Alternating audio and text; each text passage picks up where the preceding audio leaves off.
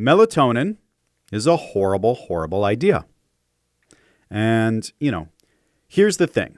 You need to know two things about melatonin to understand where I'm coming from. First, melatonin only causes sedation, well, at least as most people use it, as a side effect, right? And two, we're one of the few countries in the world where melatonin isn't really respected as a potentially dangerous compound, right?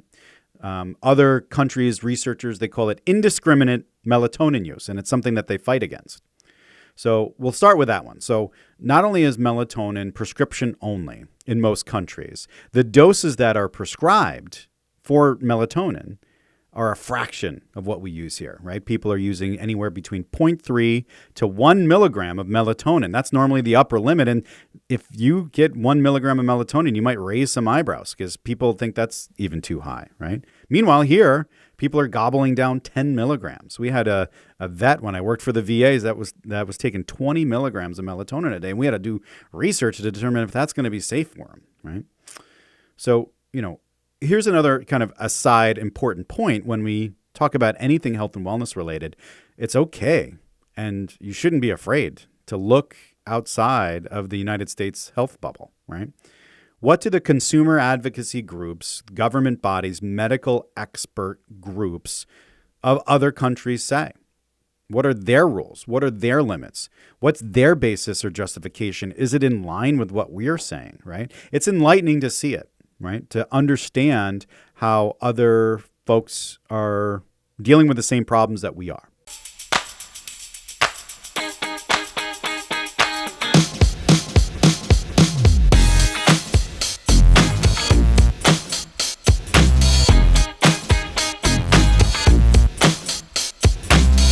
This is the podcast that flips the health and wellness industry upside down so you can be your healthiest inside and out.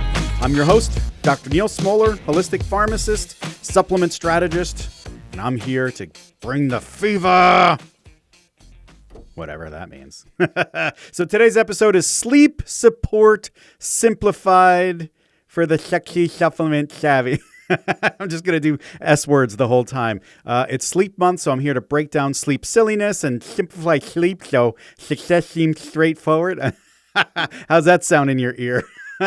I'm doing a sleep podcast, and I had the worst night's sleep of my life last night, and I didn't get any espresso. So this is all natural craziness here, as you can see in my hair, my coif. I didn't drug up with a double espresso, so here I go. Let's see what we can do. Hopefully I just didn't blow out your ears. Visit wellnessupsidedown.com for all things podcast related, including signing up for the premium membership, which just basically says, hey, you're helping me pay the bills here. Please subscribe to the show for your favorite podcast app and even over on YouTube, and give us a 5-star review as often as you can, each and every episode, because my ego requires it. Here's the pre-show affirmation. If you're just coming to me for the very first time, you're a first-time listener, you got to know I'm a fan of supplements done right. But I'm not a fan of the deceptive practices of the health and wellness industries. So if you hear me ranting about something or dropping some truth bombs, I'm not ranting against you. I'm not beating up on you. I'm just trying to help you out. I know that you tried something based on what you found, but I want to rage against this machine of misinformation and hype that got somebody like you down this wrong path. And that's what we're here to do. So today's show, again, Sleep Support Simplified. I think the best thing to know before we get started here is that everything that I know about sleep isn't just made up in my head or doesn't come from some blog article out there. It's from another Neal. It's from Dr. Neal Stanley, author of the book How to Sleep Well. He's a globally recognized sleep specialist, and he was on Oprah and stuff. He was on my podcast, The Big Mouth Pharmacist. Way back on episode 19, he showed up and did a great show. And then actually we kept in touch for a little bit after. I should probably reach out to him, say what's up. But he kind of hooked me up with some of his sleep expert people, researchers, scientists and stuff. And I learned so much. So I bring that flavor here to you. And so in the show notes, there will be a link to that podcast episode. So today there's going to be 4 sleep segments. One, it's simple, falling asleep and more. The second one, myths of nighttime awakening. 3, melatonin. It's a horrible idea. And 4, how you should think about medicine and supplements for sleep. So let's dive in.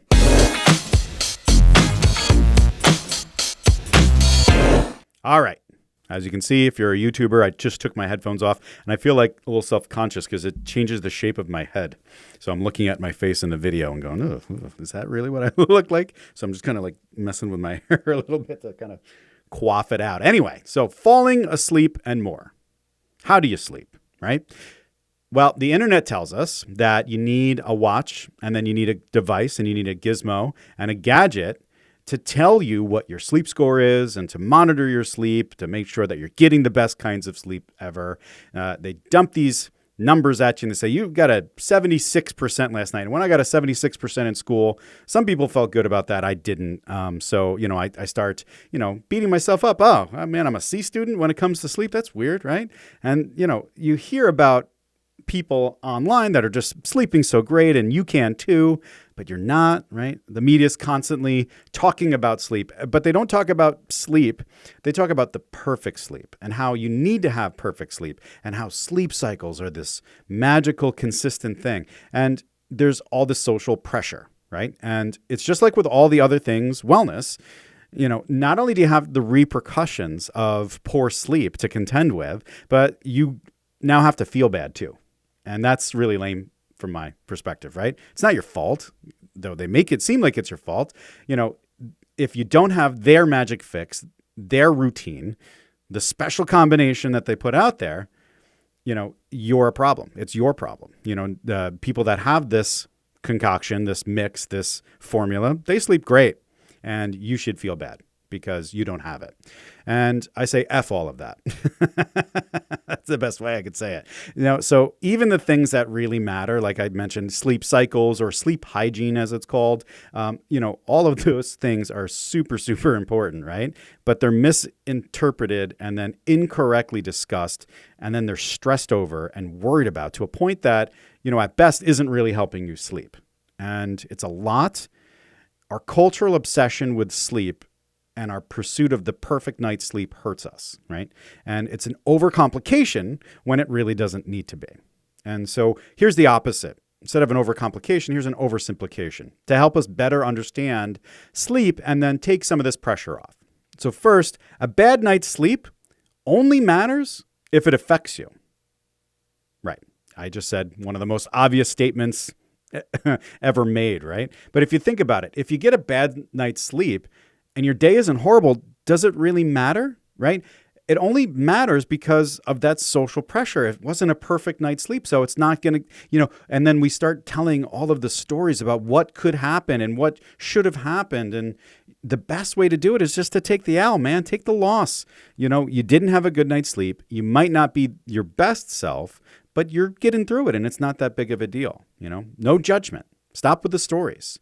We're led to believe that sleep can be optimized, and I'm here to tell you that let's simplify that. No, your sleep score doesn't need to be a 92 in order for you to be a good person, right?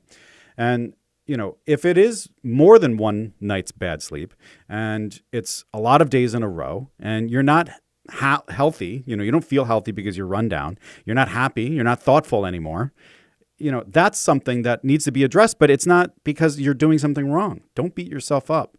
Right? So the first way we simplify our sleep is to stop the sleep suffering. Back to our meditation and mindfulness episodes and those lessons, our mental well-being is a big part of this. There's pain and there's suffering. So the pain is that I didn't sleep very well and now I'm not 100% me. Suffering, though, is saying that, there's something wrong with me. I'll never sleep well again and I'll never feel healthy again. And that doesn't work, man. You could say that you're not doing the right things to optimize your sleep and, there's something wrong with you, but that's all suffering. So I say simplify sleep by focusing on reality. I didn't sleep well and it's affecting me. X and Y. No judgment. Continuing with this theme of simplifying sleep, let's reduce all of those potential sleep problems to 2 specific categories: the inability to fall asleep and the inability to stay asleep. So in one night, you can have both and you can wake up a bunch of times. But what I'm saying is, like, there's two main events that most of us are going to contend with when it comes to the difficulty sleeping. So, I guess like the reason that I want to clarify that and simplify that is because when you do your sleep research, you'll find that they talk about all these different types of insomnias and the causes and such. And it's really best to just bring it back to those two things, the inability to fall asleep and the inability to stay asleep. So let's look at that first bin, falling asleep. And so the other Dr. Neal says it really well. He says, in order to fall asleep, it's way simpler than all of those articles and such make it. All you need are three things. I call them the sleep trinity. You need a calm mind, a calm body, and a comfortable environment. And so all of that outside advice that you hear about, this is what you need to sleep, and you need this device and this yoga and this lavender and all of that stuff, all of that can get reduced down to three bins. If you're in bed and you're thinking about all the things you need to do, or you have aches in your hips, or you're laying on a bed of nails, falling asleep is going to be difficult because you don't have a calm mind, a calm body, or a comfortable environment, right?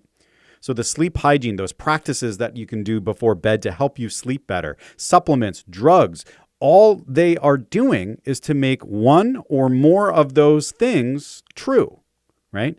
Valium, its cousin Ambien, can definitely calm your mind. It's going to calm your body too.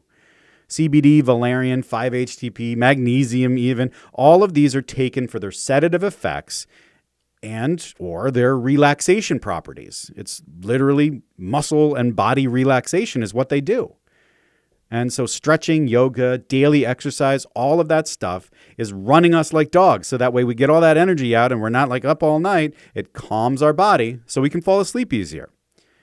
All the aromatic stuff creates calm, comfortable environments, having your sleep number mattress dialed in perfectly to you, and lighting control, making sure that there's not bright blue lights in your face. All of that creates comfortable environments for you to sleep. So it can be simplified by looking at falling asleep as three things that are needed: calming your mind, calming your body, creating a comfortable environment. So that's how you can conquer the chaos of all the sleep misinformation as well, because all of the stuff that's out there can just get put into one of those three bins. So when you read it, you can say, okay, well, where does it fit? How does it fit into those three things, right? Which problem am I having as an individual? When I lay down, can I sleep? And if I can fall asleep, then great, more power to you. But if you can't, which one of those three problems are doing it for you? Which ones are the things that are bugging you, right? So this reminds me of our lessons from meditation and mindfulness. We talked about the pain and suffering connection, but it actually plays well here too because of the idea of simple but not easy. Anybody that's done meditation can tell you that it's simple, but it's certainly not easy. I have to just focus my breath at the end of my nose. Well, good luck, because you're going to be wrestling that bear in your head that wants to, think about all the different things. And so sleep is like that. Sleep is a simple thing. You just have to have a calm mind, calm body, and a comfortable environment. Some nights that will come easily to you, but some nights it won't. Some night it absolutely sucks, just like me last night, right? But no judgment. That's the important part. No suffering. Ignore all of that stuff that's out there around sleep and focus on these three things and trying to simplify it and stop obsessing over it. Don't beat yourself up, man. That's not making it easier for you to sleep. So when you're trying to evaluate, how do I sleep better? Well, am I not falling asleep easily? And if you're not, which one of those three things, the sleep trinity, am I not doing correctly? Or can I improve? And what steps should I be taking to make those things better?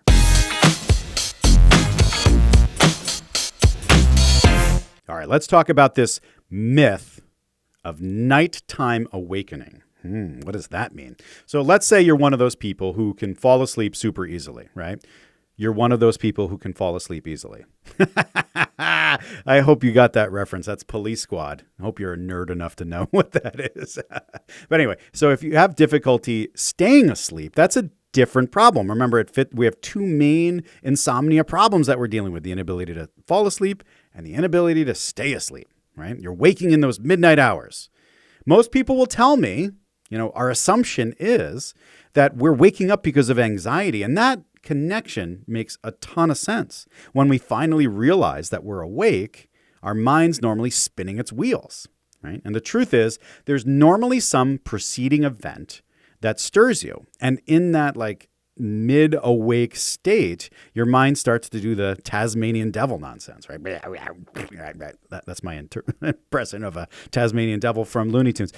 Waking up in the middle of the night normally points to something, some other problem that's waking you up, right? And let's call that like a biological problem, right? Because there's a cause. There's something potentially medically wrong that needs to be addressed, and it can be a problem. So you need to pee, right? You have a hot flash. You're in pain.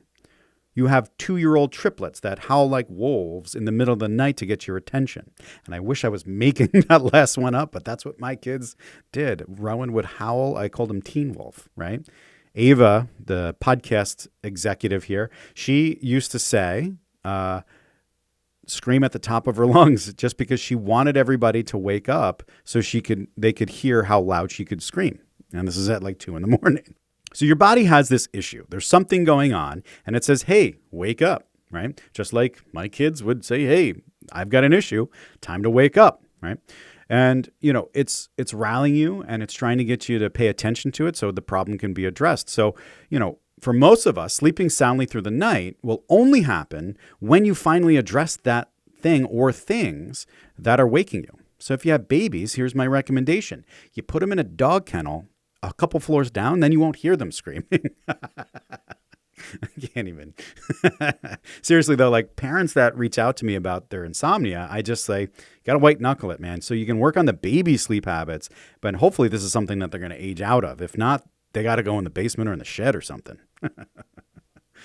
So there are a number of things that aren't our kids or dogs that can be a problem, right? The us things. And I want to highlight 3 main problems that wake people up in the middle of the night because it's really important to talk about these 3 specific things. The first problem, breathing difficulties and sleep apnea, okay? If you're waking up in the middle of the night and you can't put your finger on it, right? You can't find something obvious, no doggy, no kid, no bladder, nothing like that, right? I recommend a sleep study. There's a chance that you might have a mild apnea that's been undiagnosed, or at least that's what my sleep doctor friends have told me and advised me to tell patients. These breathing problems don't go away and they can lead to severe problems. And so if there's any chance that it's difficulty breathing or related to that in any way, don't delay. It's time to tag in an expert as soon as possible. And guess what? If you don't know, if you don't have a reason that you're waking up in the middle of the night, that's another great reason to tag in an expert. So waking up in the middle of the night is medical. And if you can't say clearly that there's something that's doing it, you got to see an expert, and that expert may test you for breathing problems, and it may be slight, but it may be enough that could accumulate over time. And certainly it's disrupting your sleep, so it should be addressed. So the second thing is this cramping or restless leg syndrome. So, just a semantics thing to talk about. Restless leg is a very specific neurological condition, okay? A lot of us experience twitching or cramping, but it doesn't necessarily mean that you have restless leg syndrome. So if you're cramping and twitching, it doesn't matter what you call it. It just matters that it's disrupting your sleep. So let's address that. And if we live a holistic life, we'll do those wellness practices regularly, right? And those practices should include good hydration, getting hydrated, as we said on earlier episodes, or even stretching. Those kinds of things are great wellness practices for a number of reasons, but certainly for somebody who's legs and extremities are cramping up or twitching while they're trying to rest. But if you're checking off all those boxes already and the cramping persists, a short course of something like chelated magnesium can help relax those muscles a little bit, or even a topically applied magnesium gel or cream. It's worth a shot trying, but if that doesn't work, it's time to tag in an expert, right? Finally, the bladder problems, right? And this is me. This is my sleep problem. This is my deficiency. I'm up 2 to 3 times a night peeing. And it's, again, I'm not judging myself. I know it's all me. It's my fault. And it's not my bladder. I know clearly that it's not my bladder because I drink, 3 10-ounce glasses of water or booze. No, I'm just kidding. Water between 8 and 10 o'clock to get caught up on the stuff that I missed during the day. And I'm super thirsty, right? And so I know that for me, it's the fluids.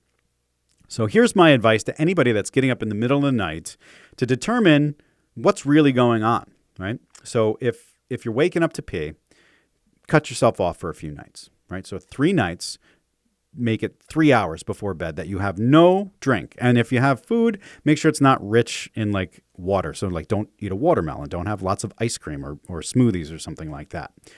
And so if you do this strictly, you cut yourself off 3 hours before bed for 3 nights and you're still getting up, that's a good sign, right? You've done a great experiment. You now know that there may be a bladder or prostate or urinary tract issue that needs a medical attention. Tag in that expert as soon as possible, right? And so, again, these are the 3 common reasons folks wake up in the middle of the night, at least what's presented to me. And I wanted to address them because, it's all 3 of those things are common, but all 3 of those things could be signs of something serious. And just because you're not sleeping doesn't mean it's something that a doctor shouldn't be involved in and a doctor shouldn't help you with. So just make sure that that's part of our conversation. So in our holistic care plan for nighttime awakening, I believe it's called maintenance insomnia, if you were looking at the official definition, it involves identifying the cause of the problem and then addressing it, right? But you may be saying to me, but Neal, who cares? I'm awake right now. What do I do? And now we see the other part of the real issue. The first is what's awakening me, right? And the second issue was how do I fall back asleep? So, right? Waking up in the middle of the night is not a 1 problem thing. It's a 2 problem thing. It's addressing the thing that's wakening you and then trying to fall back asleep, right? And how do you fall back asleep? Well, simply, right? That's what we just talked about in the last segment.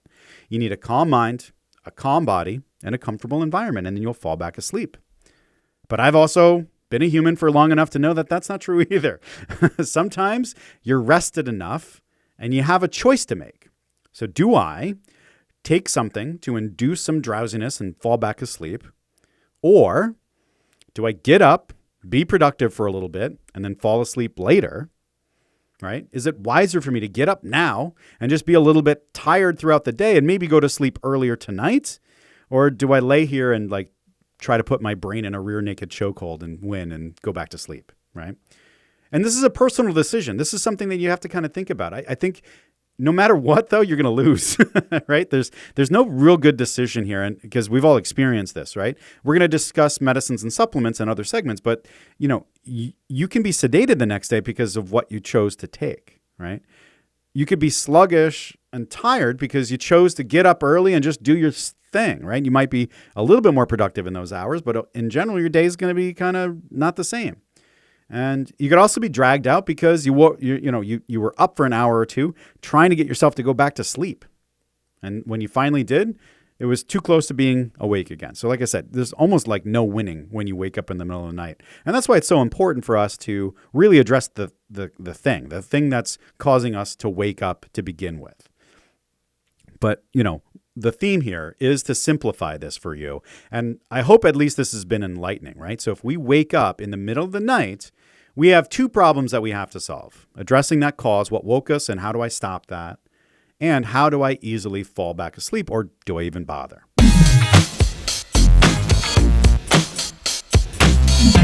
All right, so this next segment is a little bit of a Neely mind blower because a lot of people will be like, oh, wow, that's weird. I've never heard that before, right? Melatonin is a horrible, horrible idea. And, here's the thing. You need to know 2 things about melatonin to understand where I'm coming from. First, melatonin only causes sedation, well, at least as most people use it, as a side effect, right? And 2, we're one of the few countries in the world where melatonin isn't really respected as a potentially dangerous compound, right? Other countries, researchers, they call it indiscriminate melatonin use, and it's something that they fight against. So we'll start with that one. So not only is melatonin prescription only in most countries, the doses that are prescribed for melatonin are a fraction of what we use here, right? People are using anywhere between 0.3 to 1 milligram of melatonin. That's normally the upper limit. And if you get 1 milligram of melatonin, you might raise some eyebrows because people think that's even too high, right? Meanwhile, here, people are gobbling down 10 milligrams. We had a vet when I worked for the VAs that was taking 20 milligrams of melatonin a day. And we had to do research to determine if that's going to be safe for him, right? So, here's another kind of aside important point when we talk about anything health and wellness related. It's okay, and you shouldn't be afraid to look outside of the United States health bubble, right? What do the consumer advocacy groups, government bodies, medical expert groups of other countries say? What are their rules? What are their limits? What's their basis or justification? Is it in line with what we're saying, right? It's enlightening to see it, right? To understand how other folks are dealing with the same problems that we are, right? But back to melatonin. So it's only causing this sedation as a side effect. So let me explain that a little bit more. Our common belief is that melatonin is a sleep hormone, and it's not, okay? It's best described as a darkness hormone.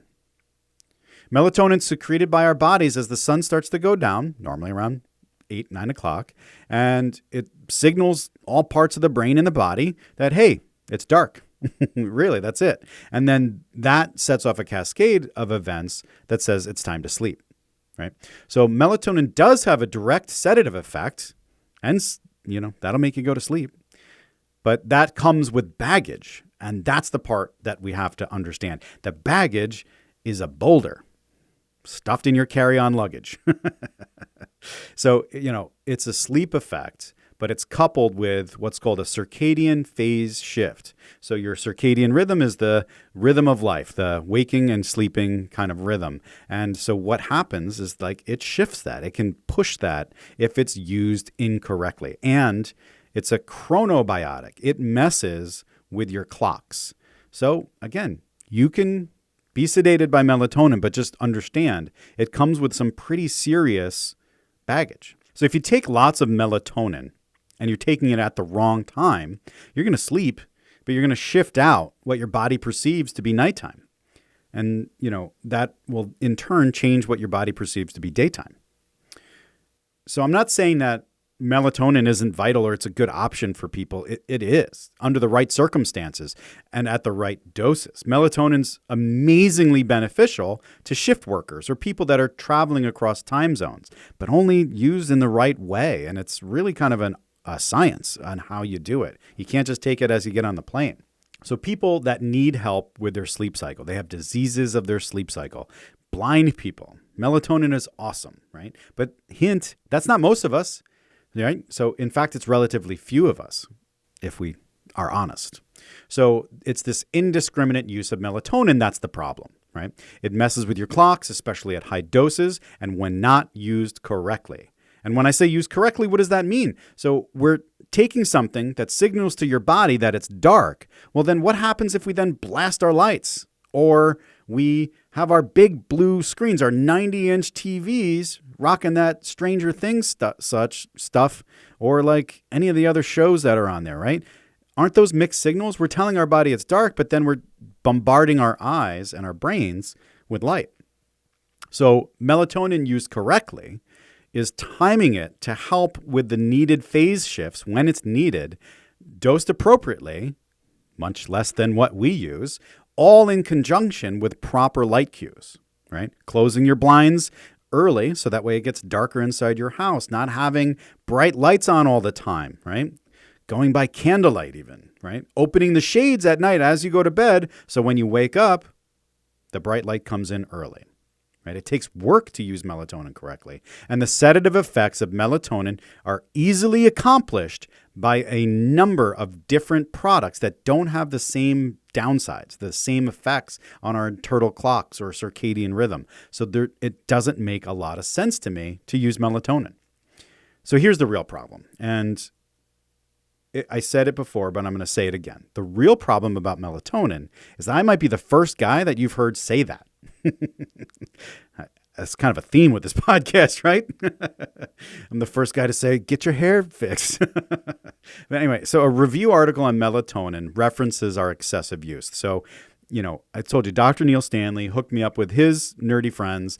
I, stalked them and, spent some time understanding all of this stuff a little bit better. And so one of the authors in their paper wrote, in 1996, it was estimated that the sales of melatonin in the United States exceeds those of vitamin C. And we talk about vitamin C quite a bit and how overused that is, right? So much so that there was a global shortage of melatonin because of the United States coming on board and using it more, right? And we use it because it's natural and it's strong. And we know it has something to do with circadian rhythm, so that has something to do with sleep, right? But we really don't understand what we're taking. And I can point at consumers and say, guys, you got to get it together here and you should know this stuff. But I'm really pointing at the professionals, especially the wellness, quote unquote, professionals, right? But definitely conventional practitioners. I hear people all the time, my doctor said just try melatonin. And I get what the doctor's saying. Just try something over the counter to help you sleep.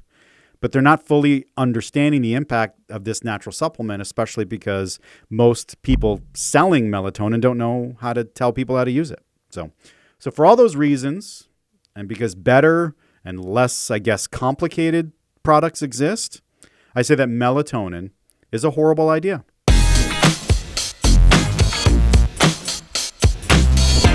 All right, let's drive her home here. So we talked about simplifying sleep, dropping all of the bad judgment. We talked about falling asleep. We talked about waking up in the middle of the night. And then we talked about melatonin. And at each of those, we uncovered something that I hope you hadn't heard before, or at least a perspective that you hadn't thought of before. So let's talk about medications and supplements for sleep and really get to the heart of this whole thing, right? Somebody comes into my store and says, Neal, I need help sleeping. And I said, well, yeah, I can put you in a coma if you want. So drug-induced comas are an option from Woodstock Vitamins, or I partner with a health food store for nutritional stuff. I actually partner with a hardware store for sleep stuff, and it's just the hammer section, and we just bonk you on the head like it's Flintstones or something like that, right? You're going to be out if you want to with medicines or supplements or otherwise. Trust me, we can get you out. So the question then becomes is like, what do we really want from these things? And what do we want our sleep support products or medicines to do for us? And the better question, I guess, is what do we expect? What have we come to expect as consumers in this country? What is the wellness industry, the hype machine sold us? What are the false promises that we now expect from our products? And, they promise that you can take this magic safe pill a moment before you wish to, fall asleep. Like it's 11:59. I just finished binge watching TV. I want to be asleep by 12. I'm going to take this thing. Right. And Dr. Neal Stanley says, comedically, then we want to die for 8 hours. We just don't want to exist for 8 hours. And then we want to wake up feeling completely refreshed with no adverse feelings from that thing that just performed that miracle. You can't even walk down the street without being winded. How are we going to do something like that and not have some sort of adverse event, right? So that's not how medicine or supplements or anything pharmacologically active actually works. If it's strong enough to zonk us out for a period of time, that means it's going to be potent, and that means it's going to be long lasting, and that means you're going to probably have a hangover effect from it. If it's gentle enough to just nudge us into sleep, that means it's probably going to wear off pretty soon. And that could be good, but that isn't what we expect from it, right? So I'm here to tell you that you don't want this with your sleep support therapies. You don't want any product, supplement or otherwise, that overrides those sensors that awaken you in the middle of the night. For whatever reason, you're getting awoken. You want to wake up. Right. And if you need help falling asleep, you just want to calm your mind, calm your body, or make your environment comfortable. But that effect should be subtle, just enough to help you move into sleep gently.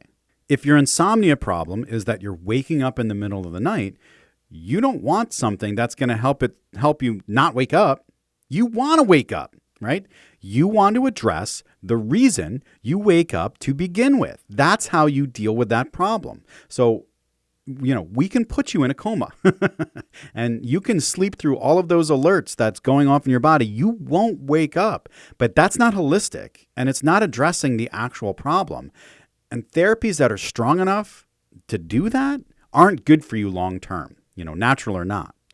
So if you wake up, the best that you can do, and my supplement strategy for sleep, is to take something super gentle and super subtle, and it helps you just kind of gently fall back asleep. It calms your mind, calms your body, and just kind of nudges you into sleep. It needs to be short acting. So if you have to take it in the middle of the night to fall back asleep and you have to get up in 3 or 4 hours, you can do so without a horrible hangover effect. Just imagine taking an Ambien or a Valium that has like freaking half-life of like days, right? You take that at 3 a.m. and you expect to, get up at 6 or 7. Those drugs are going to be in your body for 6 to 8 hours, right? So if your alarm goes off, you're going to be in trouble. And, you definitely shouldn't be driving. Make sure there's public transport in your city. So we think of sleep support therapies, natural and conventional, in a very, very wrong way. And so what's the right way to think about it? So my favorite option to help us with sleep is CBD. It's a tool that we never had before. And there's a pile of data coming now that grows larger over time that's showing us how good the CBD is for sleep especially, and how it decreases the use of those harmful benzodiazepines and those multiple sleep medications, right? It's awesome because it works quickly. You dissolve it on your tongue. That's the best way to use it, by the way. And you'll feel it in about 15 minutes. It's short acting. It's in and out, just like we need it to be for sleep support. And you can really, really dial in your dose, man. You can figure out what dose works for you, and then you know where you're at, right? So this is what normally works for me under normal circumstances. Tonight, I need to sleep. Let's pump up the volume. Yeah, you know what? I need a little bit of help sleeping, but not as much as normal. So I'm just going to dial it back a little bit. It's really great how you can titrate the effect to exactly what you need. And so I'm going to almost definitely cover CBD on another episode. But, again, ideally, sleep therapy isn't something that knocks you out in the middle of the night and keeps you dead until you wake up perfectly in the morning, because that's dangerous for a number of reasons. The ideal sleep therapy is quick acting and short-lived. And often, it's flying solo. Too often, I see people with cocktails of sleep products. I sell combination sleep products. It's very popular. People love that idea. More is better in our mentality, right? We need to break that, right? I see people that are like, I got magnesium and then I got my valerian. I'll use CBD. If those two don't really do it, then I have the Sleep Master 3000. If I wake up in the middle of the night, that is wrong. We have to be strategic with our supplements as we talk about here. What's the right product for me? What's the right way to take it? What dose should I be looking for? And what should I be expecting? And how long does it take for that expectation to become true? And what if I don't get the results I'm expecting? How should I act? How should I change my strategy to be better? If it's wrong and it's dangerous to do too many of these things at once, right? Piling on sedatives is what got lots of people in trouble. There was a number of celebrities that have died over the last decade because they're just a little too aggressive on all these sedatives, and a lot of those were over the counter, right? More isn't better. Better is better, and that may mean dropping something that isn't working as you'd expect it. So when it comes to the sleep supplements, simplifying that matters most.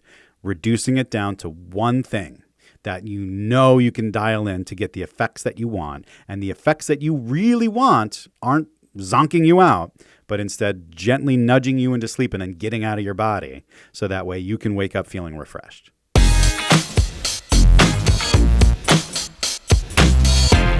All right, so let's take all this stuff together. I'm here to help you simplify your sleep, and I hope I've done that here with today's episode. So how do we do that? There's probably around 6 steps that you can take to simplify your sleep, at least from what we've covered. So first, take all the pressure off, right? Your sleep stinks? Great, let's fix it. No judgment. It is fixable. You're not broken. There's nothing wrong with you. Second, ignore the gimmicks, the trends, the monitors, the devices. You aren't a score. And sometimes you're a 70, sometimes you're a 90, right? You're a 10 in my eyes. You're a 10 that make all the other 10s look like a 9. It's all a way to overcomplicate and obsess over something that should be simple, right? So number 3, to fall asleep, you need a calm mind, a calm body, and a comfortable environment. And 4, if you're waking up in the middle of the night, there's normally something that's causing that. So explore that and address it to finally and permanently, at least close to it, solve that problem. 5, if you do need help falling asleep and you're looking for options, you've got plenty. There's lots of stuff out there. But the best sleep support therapy is going to be subtle. It's going to be quick acting, but also short acting. And it's going to get in and out of your body and prevent any of those hangover effects that we can experience. And it's never 5 things. Combination sleep products should be avoided if you can, right? If you need them, fine, but let's make it one combination and really dial that in, right? And 6, please skip the melatonin, right? That's not for you. It's not for most of us. It's not that smart. So I hope that this episode has flipped your perceptions of sleep and sleep support products upside down. Visit woodstockvitamins.com for more content on the subject, including, very soon, our Holistic Care Guide to Sleep. That's coming out soon. And I've got a couple other sleep articles on drnealsmoller.com, including the link to the podcast where we had that interview with Dr. Neil Stanley, and hopefully we'll have him back on this one. So that does it for this week's episode. Take a few minutes, give us a 5-star review, and share the podcast to your social feeds. Visit wellnessupsidedown.com for all things podcast related. And remember, being our healthiest starts with being honest about ourselves and the health and wellness industry. Then blazing a new path, marching forward one step at a time. I'm Dr. Neal Smoller, and I've got your back. Thanks for joining me. From the skins, the bones, the hooves, the hides, the joints, the cartilage, the cowhide, the chicken comb, the skins, the bones, animal organs, and eggs. That's where you get collagen from, period. And you might say to me, but Neal, I just Googled this. It says that collagen sources are things like citrus foods or dark leafy green vegetables. And I have to say back to that, that's bull.